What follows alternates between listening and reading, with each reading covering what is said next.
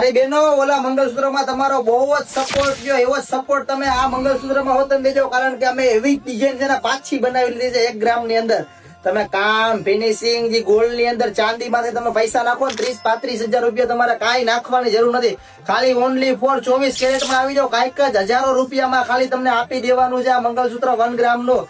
દોરીનું કામ જોવો, એકદમ લેટેસ્ટ વસ્તુ આવશે અને સિરોસ્કી ડાયમંડ આવશે, મોતીનું બંધ કામ જે ગોલ્ડમાં આવે ને તમારે મારા બેનો એ જ કામ રહેશે.